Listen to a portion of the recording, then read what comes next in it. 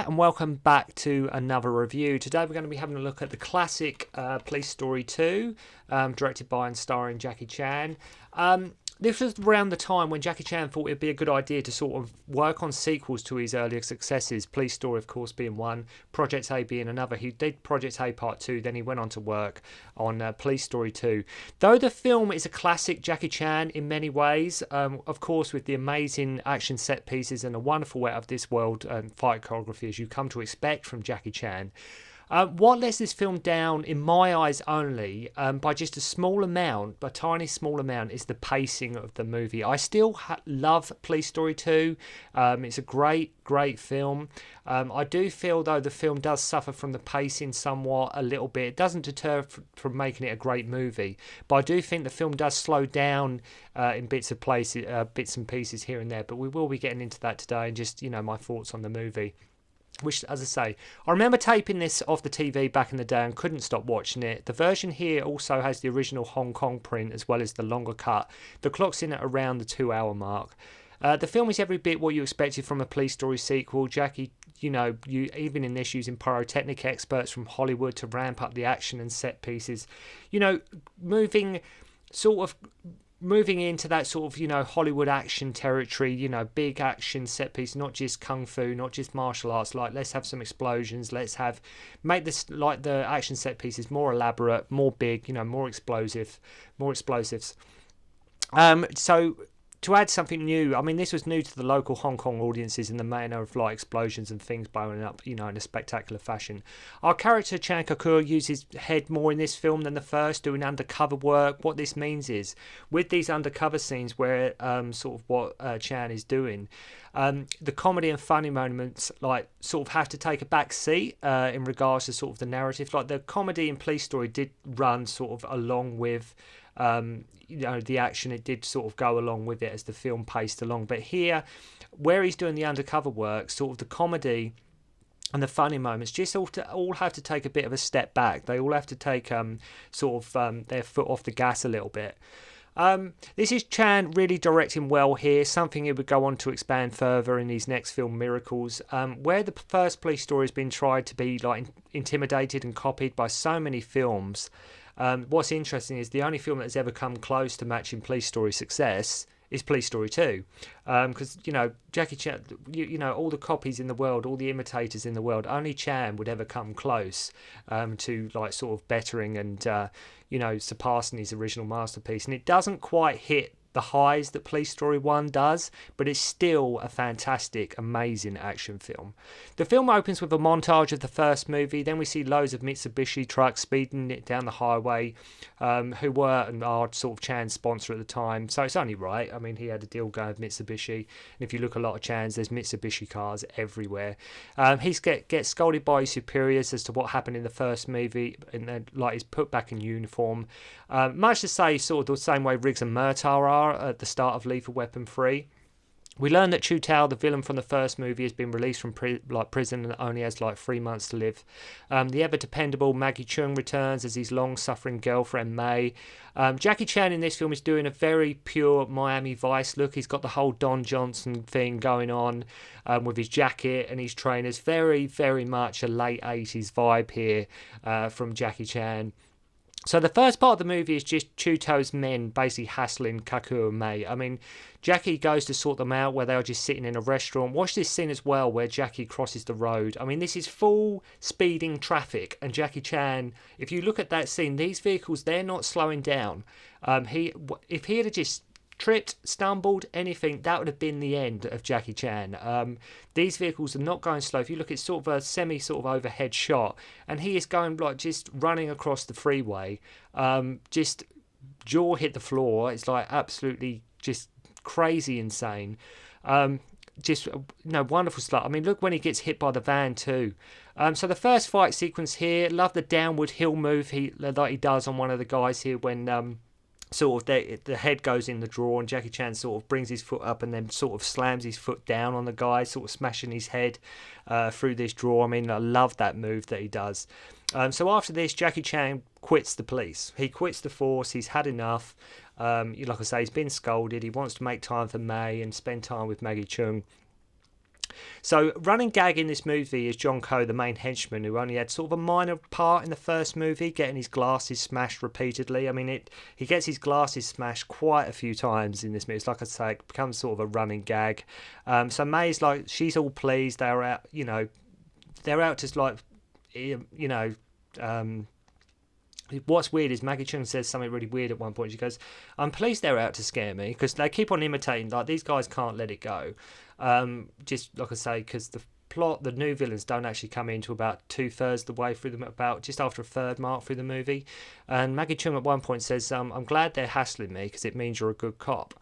I don't think many girlfriends would be that understanding if like some thugs and hoodlums were sort of just just hassling you all the time and giving you a bit of a bad time of it. So she acts all supportive when he tells her he's quit. She's literally over the moon when she finds out he's quit the force. So they go to the shopping precinct and book a trip to Bali together. Hear a bomb threat, and Jackie Chan goes to assist. Watch out for Wu Ma as well in this scene. Wu Ma being a veteran guy who's in a lot of the Hong Kong movies, especially like a lot of the Sammo Hungs. He directed Dead and the Deadly. He was in Circus Kids with Yuen Biao and Donnie Yen. Just makes it like a brief cameo. He has a lot more of a substantial role in Miracles. And Ken Lo here is one of the firemen. Jackie Chan gets everyone to leave. His superiors Raymond and Uncle Bill turn up. So there's some clever directing here when we have Chan going to get the ball that this kid has dropped inside the precinct, and it builds and builds, and it's like as if something's going to happen. You think that the camera's sort of focusing on Chan and this ball that this kid has just dropped. Jackie Chan goes in to get it, and it's just Jackie Chan directing really well. You think an explosion is going to go off. You think something is going to go down, the way it's shot, the way the music's ramping up, the way he's approaching the ball. Like, this is when the explosion's going to go off, but it doesn't.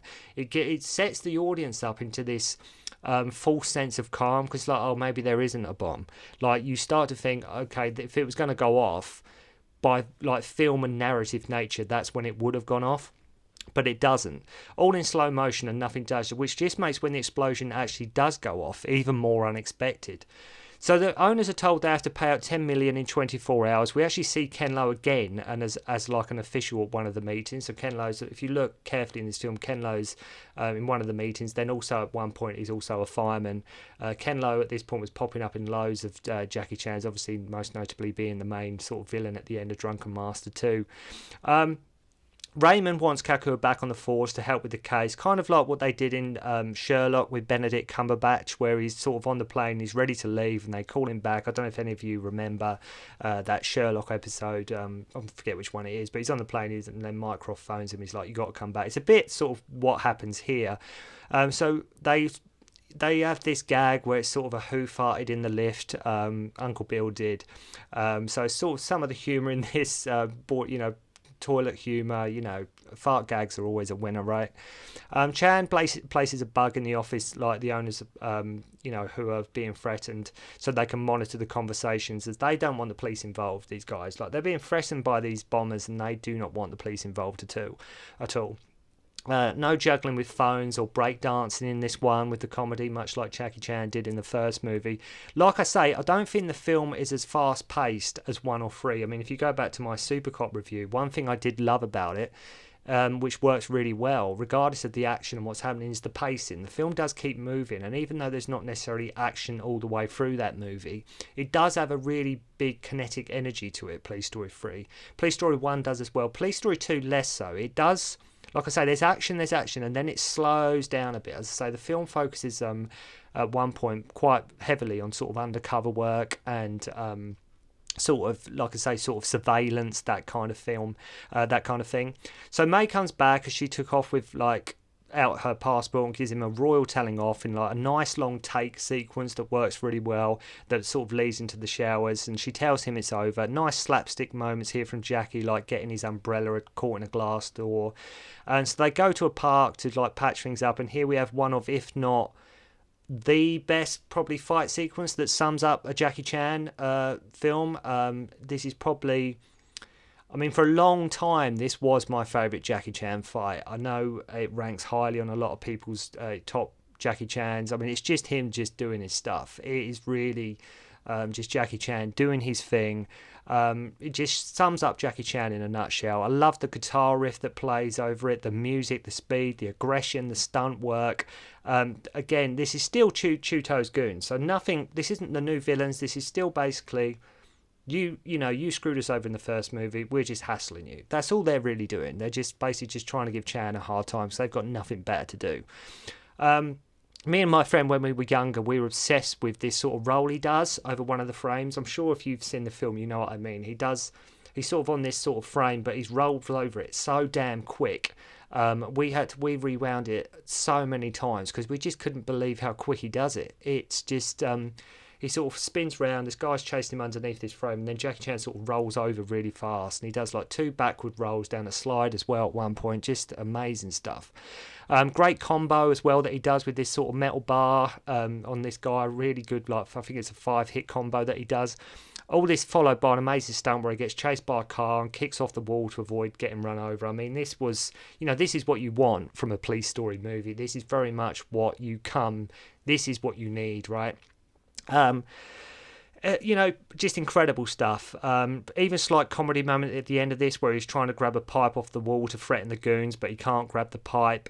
So after this fight, it turns into more of an undercover movie, as I mentioned earlier, where he meets the special tactics team. They find a guy who sells dynamite, and he is like their lead. See Jackie here in disguise, sporting a nice moustache as well, I might add. Worth noting as well, talking about the soundtrack, the film has quite a funky soundtrack to it. If you listen to it, it's quite guitar riff heavy. There's a lot of, if you listen to the background, there's quite a few funky tunes in there. Not as much as say like a Hollywood production, but there's some nice music throughout, which I think really does work with the film. Jackie goes to his place and this guy's place and slaps him about, and his girlfriend, being undercover as the guy reported him to CID, pretending he wants to buy explosives. 3 women from the tactics team beat him up and give this guy a rough time under interrogation. He tells them about a guy called Polar Bear who sort of buys his stuff. Not a lot of Jackie putting in a lot of character here into Kaku, but what we do get is him putting a lot of effort into the idea of being a cop movie, with them tailing this guy. And I do love me talking about the pacing. Please don't get me wrong. I love that this film isn't rushed. I love how Jackie Chan is taking his time. He's not just giving the audience every 10 minutes there's action. He does allow the film to breathe a lot, which does work. As I say, a whole section of the movie is about surveillance. So Jackie sneaks into the bomber's hideout, and we get a nice throwback to the first movie with Chan pivoting over the gate.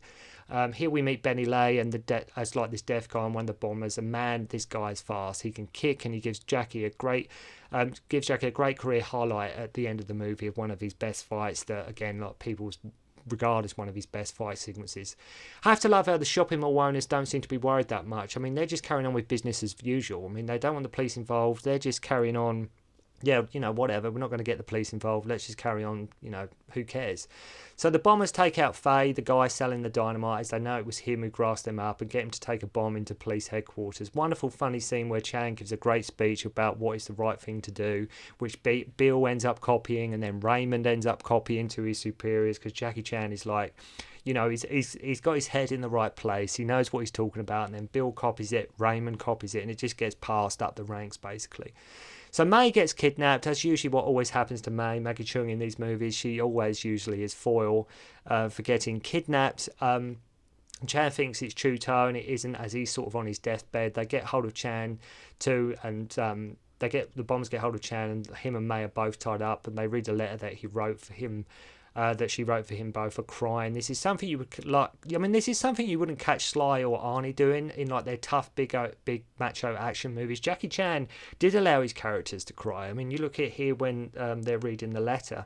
Jackie Chan and May are actually crying, right? If you look at Miracles, Jackie Chan cries. He was never and has never ever been to show that side of him. Even in Young Master, there's a scene where he sort of cries. This is what's great about Jackie. He was never and has never have been that tough macho guy, and that's why people relate to Jackie Chan so much and just enjoy his work so much, because he's not trying to be, tough all the time. Never been afraid to show that side of him. They want basically Chan to collect this ransom money, start throwing like firecrackers into his face for good measure. They arm him with a bomb. Suddenly the whole film, out of nowhere, gets proper intense after this bit. The film ramps up beyond belief at this point, and the tension is very high. Jackie's face gets scarred from the bombs. This is where you wish that more of the movie actually could have been like this. So he collects the money, and Jackie Chan pretends he's being followed by the police so he can go into a tunnel and defuse the bomb. Some real macho shots in this, me talking about Jackie Chan not being macho. But there is a couple of shots in this, even for Jackie Chan standards, close up of his muscles, of him just really flexing when he's showing how hard he's trying to cut these wires. Saying to Mike, even says to May, I'm going to come back to save you. Then we have the absolute amazing classic scene of Kaku trying to cross the road without being seen. So naturally he just jumps from the roof of buses, as well as dodging signs on side of buildings, as you do. Incredible stuff. That's the way he jumps from the bus to the bus, and he's doing he does a diving roll over one of the frames, one of the signs coming out of the building. Just incredible, just absolutely incredible. Like I say, this is what you call a super cop, right? Goes to get May back, and naturally, of course, the finale is in a fireworks factory. It's always in a warehouse, construction site, or like here, a fireworks factory. So why not? I love the fall down, like the shoot that Jackie Chan does here. I think in a way it was sort of meant to rival, if there's a scene that he does where he sort of goes down the chute, and if you look at it where he's sort of pivoting off the stuff, it's one hell of a fall. And I think in many ways, the way you look at it, it was almost meant to set up to sort of rival the pole stunt from Police Story. It's still good, but for some reason people sort of forget that stunt from Police Story 2. But it's amazing. He's going down this thing, and he's really got some speed going as he falls down. He's flipping on and off this chute, and it's wonderfully shot. Maggie Cheung having a go at running through these pillars that are collapsing on her at one point, and actually getting whacked in the head for real if you look at the behind the scenes at the end of the movie, which is why actually, if you notice, don't know if any of you know this, but if you look at the end of the movie, after that you don't actually see Maggie Cheung's face. You do not actually see her because she was injured, so they had to get a double to come in and just fill in for Maggie Cheung. If you watch the end fight, as with a lot of Jackie Chan films, but if you watch the end fight, Jackie Chan is getting owned. Jackie Chan is actually getting owned in this film quite a lot. All the fight, they're all better than Chan in this, but he manages to overcome them. He really does struggle with the end fight. He's not trying to make himself look. That's what's so great about the characters that Chan does. He does struggle. He gets hit. He gets knocked about. So he really does struggle at the end. This is why I love Jackie Chan. He's willing to let everyone show off their skills and get beaten. And he takes on Benny Lau, as I mentioned, regarded to be one of his best fights, especially with the triple kick in the air that he does. Jackie Chan at stage climbing underneath these metal stairs with his hands and sort of monkey barring upwards. Come on. So the whole factory at the end blows up, of course. And I say this is more Jackie Chan moving into more action movie status than a kung fu movie. But what a ride it is. It's not as classic as the first, like I mentioned earlier. To me, it's not anyway. I know a lot of you probably are very fond of Police Story 2. I am as well.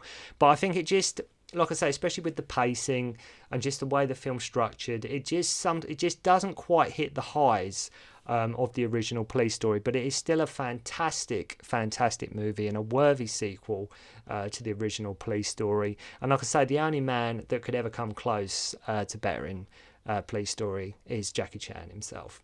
So thank you very much indeed for watching. Hope you enjoyed the review, and I'll see you again soon.